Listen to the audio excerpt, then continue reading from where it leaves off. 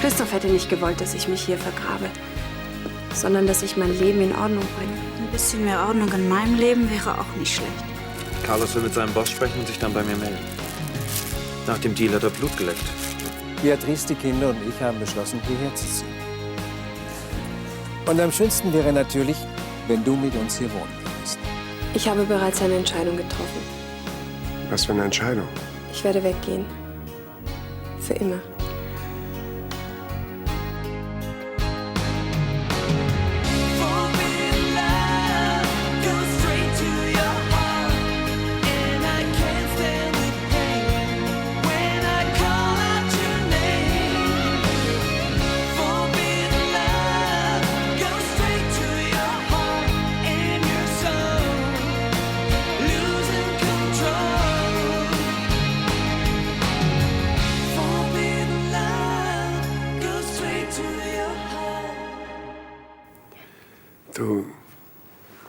Du kannst doch nicht einfach so gehen. Henning, es hat keinen Sinn mehr. Wir beide, wir machen uns nur unglücklich. Lass mich nicht allein, Caroline. Bitte. Das Baby, ich will nicht, dass es hier aufwächst. Hier erinnert mich alles an die Vergangenheit. Aber ich will mich doch um das Kind kümmern. Das habe ich dir doch versprochen. Versteh doch endlich. Ich muss von vorne anfangen. Alleine. Mein Gott, ich will doch nicht von dir, dass wir beide wieder zusammenkommen. Das würde auch gar nicht gehen. Nach allem, was ich dir angetan habe. Caroline, warum fangen wir beide nicht zusammen nochmal von vorne an? Und außerdem unser Kind. Unser Kind? Selbst wenn es Christophs Kind wäre. Ich würde es behandeln wie mein eigenes. Ich kann nicht mehr. Was? Ach, Friedenau und du, ich muss und will einen Schlussstrich ziehen. Und dazu muss ich woanders hingehen. Ich kann ja nicht mehr leben. Bitte akzeptiere das. Du denkst nur an dich. Es tut mir leid. Vielleicht wirst du mich eines Tages verstehen. Dann geh.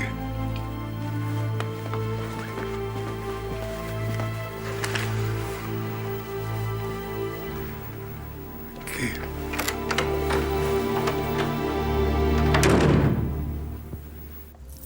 Wieso willst du denn ausgerechnet hierher ziehen? Düsseldorf ist der ideale Standort für meine Firma. Das hat doch in Hamburg bisher auch wunderbar funktioniert. Bestimmte Teile des Unternehmens bleiben ja auch dort. Aber für das neue Multimedia-Projekt sind die Bedingungen in NRW einfach ideal. Das ist doch nicht der einzige Grund. Naja, in deiner Nähe wollte ich natürlich auch sein. Zieh doch mit ein. Oh, Papa, ich habe die ganzen letzten Jahre allein gelebt und genieße es. Aber ich erwarte doch nicht von dir, dass du jeden Abend mit uns zusammen isst. Schau dich um. Hier ist genug Platz für alle. Du könntest sogar eine eigene Etage haben. Ach, denk doch nur mal an deinen Bruder. Felix und du, ihr wart früher ein Herz und eine Seele. Was glaubst du, wie der sich freuen würde? Papa, das ist ja alles sehr lieb von dir. Aber ich möchte trotzdem lieber in meinen eigenen vier Wänden bleiben. Trotzdem wäre es schön gewesen. Unsere Familie wieder komplett. Stell dir das doch einmal vor.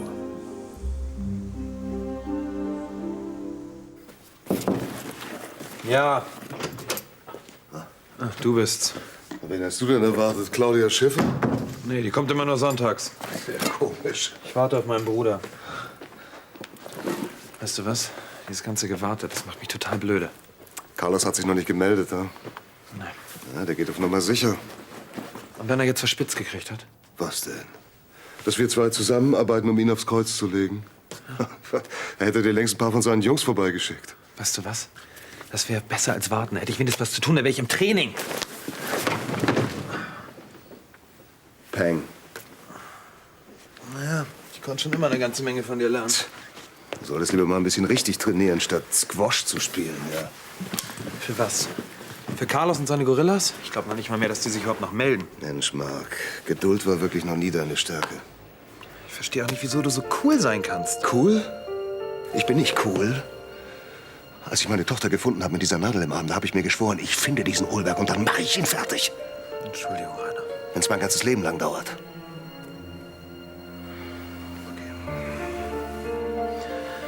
Deine Hilfe wird sie wohl hoffentlich ein bisschen schneller gehen. Ja. Mark, der Carlos, der meldet sich schon, spätestens wenn er das Okay von seinem Boss hat. Aber dieser Olberg, der scheint ja nun wirklich nicht von der schnellen Sorte zu sein, oder? Dafür ist er sehr gründlich. Glaub mir, die rühren sich.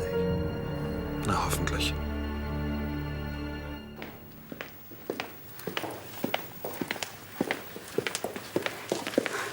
Was ist denn mit Henning los? Der ist ja völlig durch den Wind.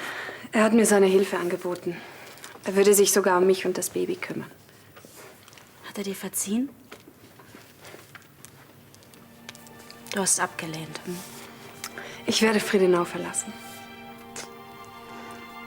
Wann? So schnell wie möglich. Immer denke ich, Christoph könnte jeden Moment zur Tür hereinkommen. Warum ziehen wir nicht nach Düsseldorf? Wir? Ja, oder nach Köln. Ich meine, das wäre dann auch für Henning leichter. Isabel, ich möchte nicht in der Nähe von Friedenau wohnen. Wo willst du dann hin? Am liebsten ganz weit weg. Ja gut. Egal, wohin du gehst. Ich komme natürlich mit.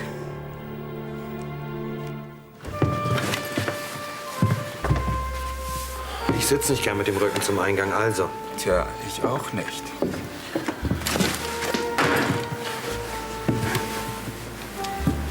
Da du mich hier so überfallen hast, wird das wohl sicherlich bedeuten, dass euer Boss sich endlich entschieden hat, oder? Wir haben uns alles reiflich überlegt. Und? Jemand muss nach Amsterdam fahren. Es ist eine größere Lieferung angekommen. Was? Koks oder was? Na, Gouda ganz bestimmt nicht. Dann bring mal Licht ins Dunkel. Was habe ich damit zu tun?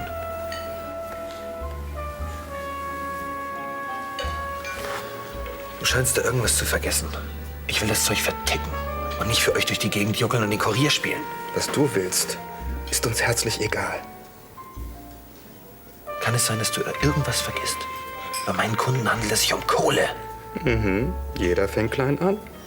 Wenn du mit uns ins Geschäft kommen willst, nimmst du das Angebot besser an.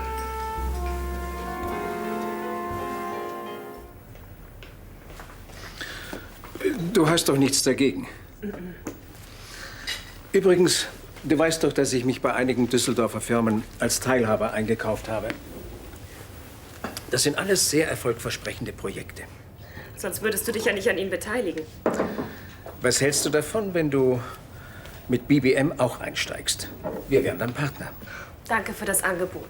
Aber ich möchte mich erstmal nur auf mein Label konzentrieren. Das soll auch so bleiben. Papa, ich weiß, dass du mir helfen willst. Aber ich schaffe das schon allein. Du bist und bleibst eben eine von Weinbach. Obwohl du dir als Unternehmerin auch etwas Größeres zum Wohnen leisten könntest. Du meinst ein mondänes Gut am Rande der Stadt? Schönberg liegt in einer fabelhaften Gegend. Man hat seine Ruhe. Dafür habe ich es von hier nicht weit in die Firma. Ich muss einfach nur die Treppe runtergehen. Du hast doch gesehen, wie lange wir mit dem Auto hierher gebraucht haben. Papa, ich fühle mich hier wirklich wohl. Wie weit seid ihr denn mit euren Umzugsplänen? Ihr habt doch noch die Villa in Hamburg. Bereits verkauft. Und in ein paar Wochen ziehen wir dann auf unser neues Gut.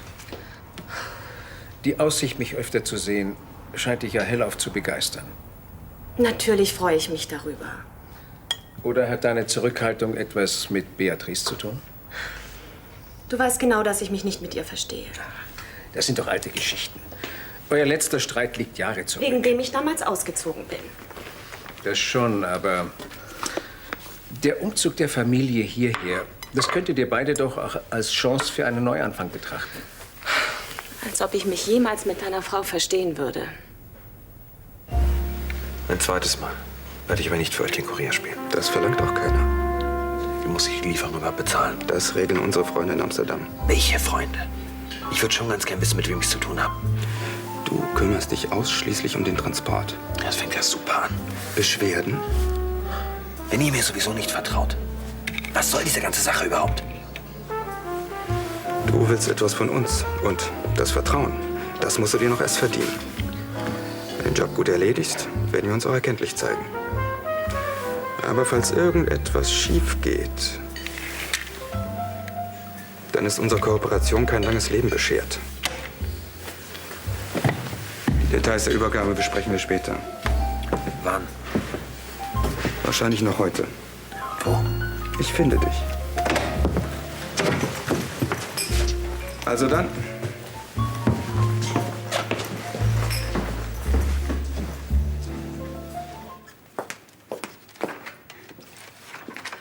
Ach, hier bist du. Ich dachte, du wärst in deinem Zimmer. Nein, nein, ich bin gleich soweit. Ich glaube, es ist wirklich besser, wenn wir uns einen Lieferwagen mieten. Ich meine, du hast ja schon so viele Sachen, aber wenn jetzt noch mein ganzer Kram dazukommt. Genau darüber wollte ich mit dir reden, Isabel. Ja, Frau von Anstetten, soll ich die Jacken von der Garderobe auch schon einpacken? ja, bitte. Die Mäntel auch? Ja. Christiane, vielen, vielen Dank für alles.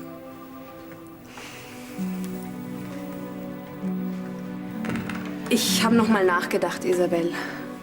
Lange nachgedacht. Ja, worüber? Es ist besser, wenn ich alleine gehe. Was? Ich weiß doch gar nicht, was mich in nächster Zeit so erwartet. Ja, gerade deshalb will ich dich doch begleiten. Das ist lieb von dir, aber ich will das nicht. Hey, wir beide, wir schaffen das schon. Ich will nicht, dass du dich nach mir richtest. Du musst dein eigenes Leben leben. Hey, mach dir mal um mich keine Sorgen. Viel wichtiger bist doch jetzt du und das Kind. Isabel, du hast schon so viel für mich getan. Du doch für mich auch. Wenn ich jetzt schwanger wäre, dann würdest du das Gleiche für mich tun. Es bleibt dabei. Ich komme mit.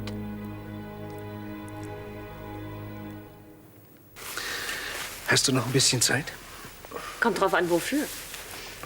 Bevor ich zurück nach Hamburg fahre, wollte ich noch nach Friedenau. Kommst du mit? Was willst du denn dort? Clarissa kondolieren. Sie ist die Witwe meines alten Freundes Christoph. Sie wohnt jetzt aber nicht mehr auf Friedenau. Nach Christophs Tod ist sie wieder zurück in ihr Penthouse gezogen. Aha. Na, ist ja auch verständlich. Dann besuchen wir sie eben in ihrer Wohnung. Na, was ist? Ich bleib hier. Ich muss noch ein paar wichtige Anrufe erledigen. So plötzlich.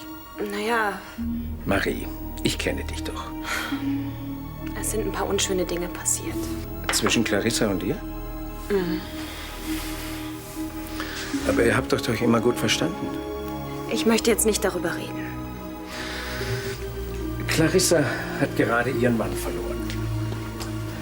Du solltest nicht so hart mit ihr sein. Papa, bitte. Ich bleibe hier. Du warst schon immer ein kleiner Trotzkopf. Dann ist ja soweit alles klar. Ja.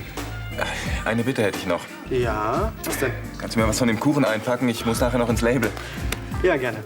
Danke. Hi Marc, sorry wegen dem Squash. Schon okay. Sag mal, wer war denn dieser komische Typ gerade eben? Was Geschäftliches. Was? Das ist dieser exzentrische Operntenor? Wieso? Na, ich meine, Pavarotti hat ein bisschen mehr auf den Rippen, ha? Und den musst du jetzt vor seinen Fans beschützen? Das ist mein Job. Ja, und wieso ist er dann gerade eben alleine gegangen? Ich meine, als sein Bodyguard muss ihn doch die ganze Zeit bewachen. Simon, er hat auch noch einen Chauffeur, okay? Aber der auch Bodyguard ist. Manchmal stellst du so blöde Fragen. Naja, ich meine, letzte Woche wolltest du noch allen Ernstes für Zimmermann allein gegen die Mafia ermitteln. Das habe ich ja nun abgesagt, oder? Ja, zum Glück. Ich begleite ihn doch nur auf seiner Tournee nach Holland. Aber deine Sorgen sind wirklich rührend. Henning! Henning, ist alles okay mit dir? Ist dir nicht so kalt hier draußen?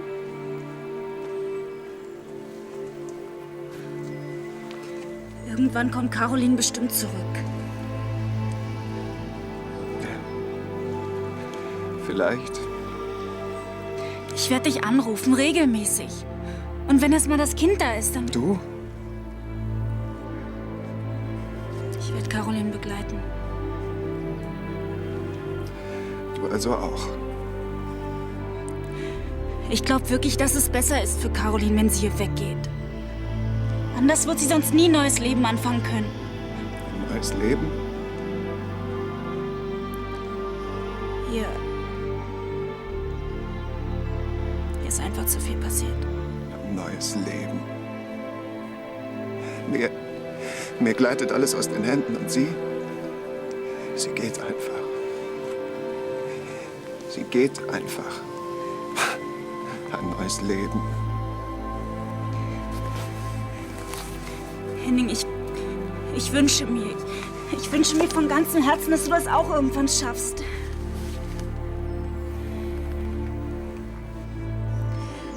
Ich melde mich auf jeden Fall.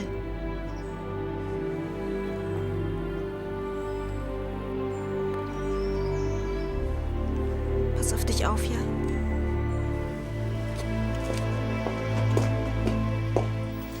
Marie, wir müssen noch die Buchungen für das Tonstudio in der nächsten Woche durchgehen. Ach, einen Moment noch, Daniela, das machen wir gleich. Du bist ja schon wieder da. War Clarissa nicht zu Hause?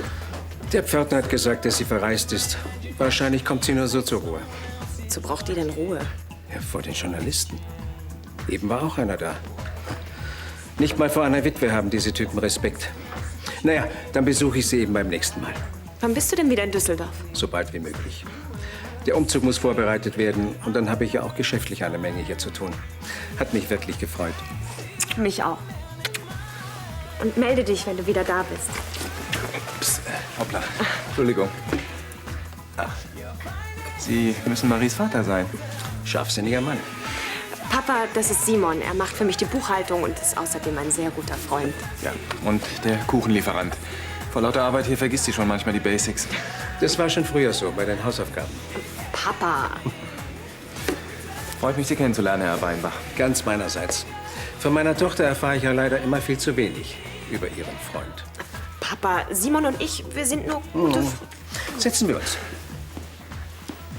Aber du wolltest doch los. Nee, ich trinke noch einen Espresso mit euch beiden.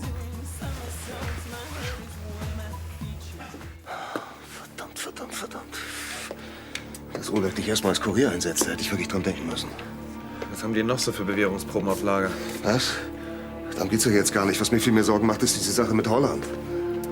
Ich hatte doch keine andere Wahl. Ich musste zusagen. Ja, schon klar. Dieses verdammte Kartell, das bezieht nun mal den Hauptteil seiner Ware via Holland aus Südamerika. Und natürlich brauchen die Leute, die sie als Kuriere verheizen können.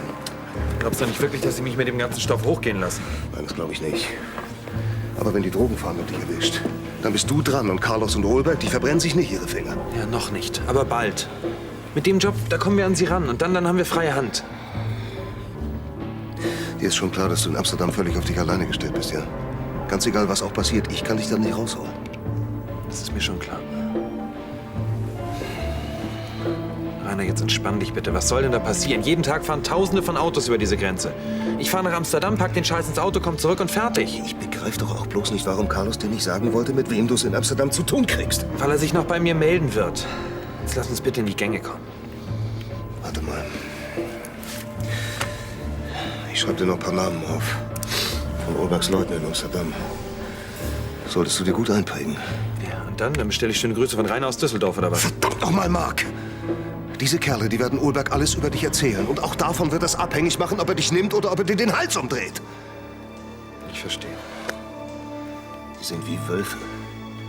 Du musst auf zwei Seiten aufpassen. Auf die Mafia und auf die Polizei. Die Auftragsbücher sind voll und die Konkurrenz ist auch nicht so das Problem.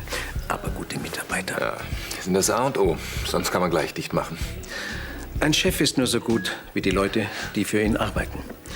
Trotzdem sind die rar gesät. Sag mal, Sub 7, die kommen doch heute auch noch, oder? Hoffentlich lassen Sie das Studio heil. Die sollen ihre Aufnahmen machen und dann... Ich werde ein Auge auf Sie werfen. Naja, vielleicht können wir uns ja mal in Ruhe unterhalten. Jetzt muss ich aber wirklich los. Mach's gut, Marie. Tschüss, Papa. Gute Heimreise. Wiedersehen, Simon. Wiedersehen. Bis ein andermal vielleicht. Und passen Sie weiter auf, dass sie nicht vom Fleisch fällt. Ja? Ich weiß gar nicht, was du hast. Dein Vater ist doch super nett. Es war auch nicht zu übersehen, was für einen Eindruck er auf dich gemacht hat. Ja, nach dem, was du von ihm erzählt hast, habe ich ihm mit dem Bulldozer gerechnet, der alles platt macht. Mit seinen Umzugsplänen hat er mich auch wirklich überrollt. Das passt dir nicht so in den Kram, ne? Dass mein Vater hierher kommt, ist ja sehr schön. Aber Der Rest der Familie. Ja, wenn die nur halb so nett sind wie dein Vater. sind sie ja. Bis auf Beatrice. Deine Stiefmutter?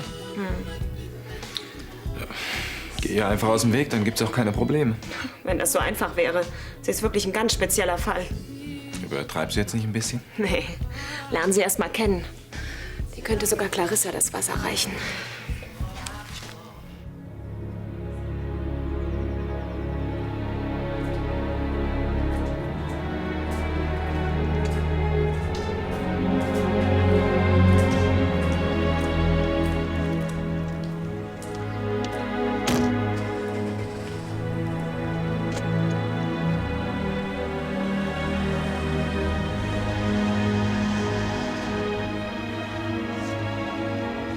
Frau Gräfin, wenn Sie Ihren Flug bekommen wollen, dann müssen wir jetzt los. Ja, ich bin gleich soweit.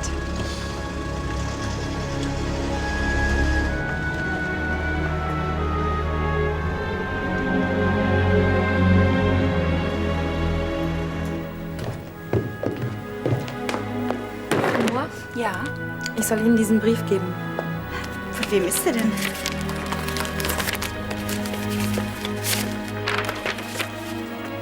Liebe Isabel, wenn du diese Zeilen liest, werde ich schon nicht mehr auf Schloss Friedenau sein.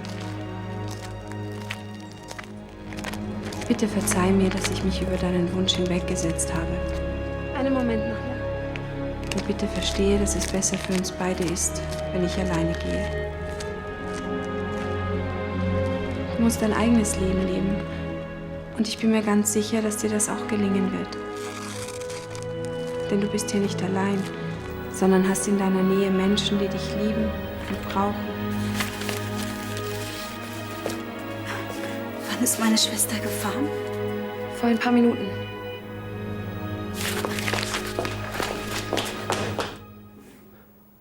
Und? Hast du die Namen von Olbergs Leuten jetzt im Kopf? Alles gespeichert. Na fein. Von jetzt auf läuft unser Kontakt nur noch telefonisch. Das wäre wirklich zu blöd, wenn Carlos uns zusammen sehen würde. Okay.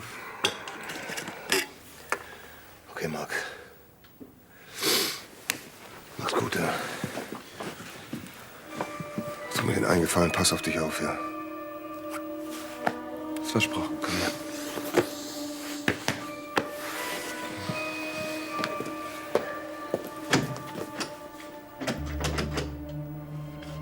Mit wem habe ich das Vergnügen? Carlos.